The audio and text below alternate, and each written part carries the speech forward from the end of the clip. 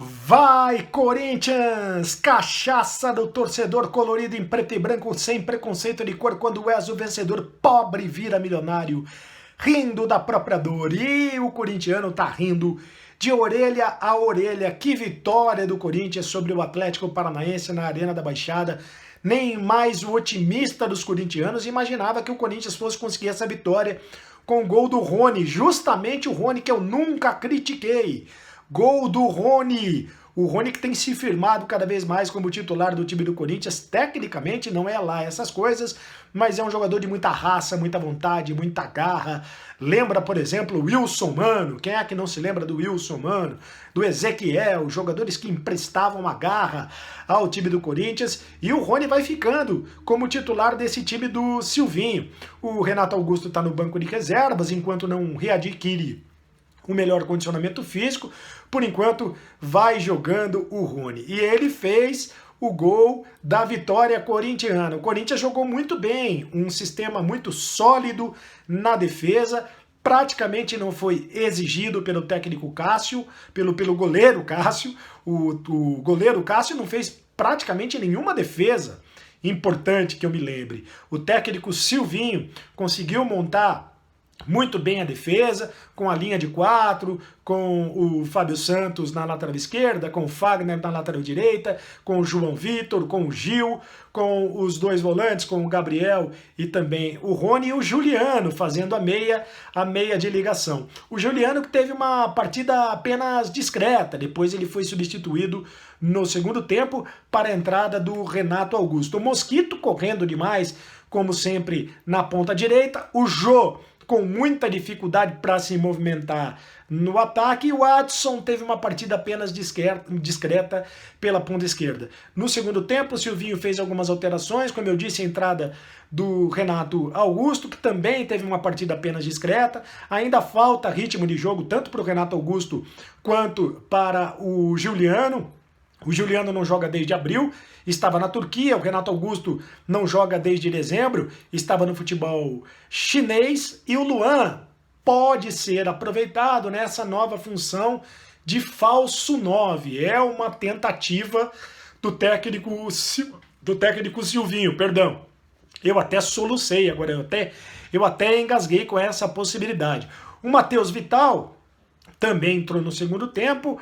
O Xavier entrou no segundo tempo para dar um pouco mais de marcação no meio de campo. O fato é que o Corinthians conseguiu um belíssimo resultado. Foi a segunda vitória do Corinthians do Campeonato Brasileiro. O Corinthians que já tinha vencido o Ceará, e antes de vencer o Ceará, estava naquela história de empate, perde, perde, empate, empate, perde, empate, mais empata do que perde. Agora o Corinthians, com as duas vitórias seguidas na competição, o Corinthians já atinge a 6ª colocação no campeonato. Deixa eu ver se eu consigo abrir aqui. A 6ª colocação no campeonato. Ou seja, se o campeonato terminasse hoje, o Corinthians estaria na pré-Libertadores, bem acima das expectativas do que o Corinthians começou no campeonato até agora, né? Muito acima das expectativas do que o Corinthians começou no campeonato. 6ª colocação no campeonato. Acho que o Silvinho arrumou a defesa, acho que o Silvinho ele tinha um problema para arrumar essa defesa com o Cantígio no meio de campo, porque o Cantígio dava mais qualidade para a saída de bola, mas o time perdia demais em marcação, e agora ele arrumou a defesa com o Gabriel ali no meio de campo, fazendo a marcação, com o Rony como segundo volante, e vai entrar o Juliano, já entrou no time, vai entrar o Renato Augusto e provavelmente vai entrar o Roger Guedes. Se é que essa novela vai acabar, essa novela chilena não acaba nunca mais, mas se entrar o Roger Guedes, aí acabou a brincadeira, meu amigo. Se o Corinthians já está lá na 6ª posição da tabela de classificação, já está olhando para cima no campeonato, para brigar pelas primeiras posições, por que não brigar por um G4? Por que não sonhar por um G4? Por que não sonhar com uma taça Libertadores da América? Por que não? Por que o Corinthians não pode sonhar com uma taça Libertadores da América? Aí eu pergunto a vocês. À frente do Corinthians hoje estão o Bragantino, o Red Bull Bragantino, que já venceu o Corinthians no primeiro turno, mas o Red Bull Bragantino está caindo de produção no campeonato, até porque está disputando mais de uma competição, está disputando também a Sul-Americana e não tem elenco para disputar as duas competições. O Flamengo está à frente, agora o Flamengo deu uma tropeçada no Ceará. O Flamengo não tem... O Flamengo poupou titulares para jogar contra o Ceará, não jogou o Arrascaeta, não jogou o Isla, não jogou jogadores importantes, e aí o Flamengo acabou tropeçando contra o Ceará. E o Flamengo parou ali com 28 pontos ganhos. O Corinthians está a 4 pontos do Flamengo. Tudo bem que o Corinthians perdeu para o Flamengo no turno da fase de classificação. O Fortaleza tem 32. E o Fortaleza empatou com o Juventude. O Fortaleza também tropeçou na parte de cima da tabela de classificação. O Fortaleza empatou com o Juventude. O Palmeiras tropeçou mais ainda. Foi o grande tropeço da rodada. O Palmeiras perdeu para o Cuiabá. Ninguém imaginava que o Palmeiras fosse perder para o Cuiabá. E no Allianz Parque, uma derrota dessas que não tem esclarecimento. Alô, Abel Ferreira, vai falar o que agora, Abel Ferreira? Porque quando ganha, o Abel fica todo, pomposo. Ganhou do São Paulo, aí ele fica todo cheio. Sobe em cima das tamancas. Eu digo tamancas porque os portugueses usam tamancas. Então, quando ganha do São Paulo, o Abel Ferreira sobe em cima das tamancas.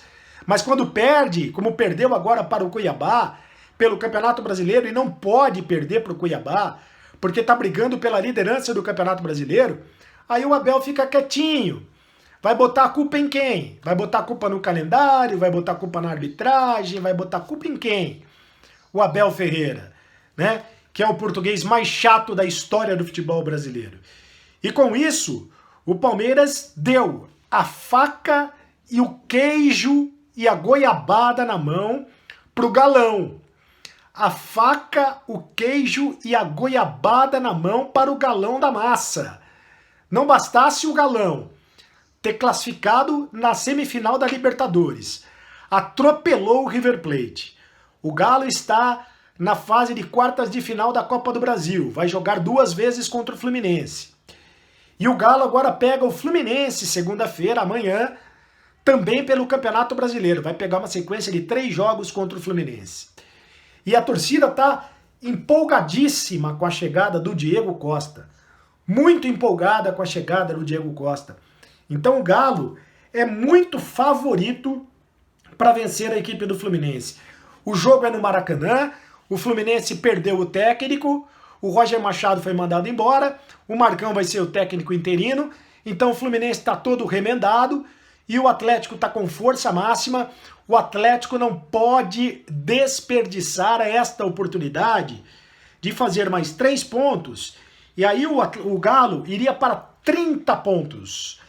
30 pontos significa o seguinte: se ele abrir 30 pontos, ele abre 8 pontos do Palmeiras.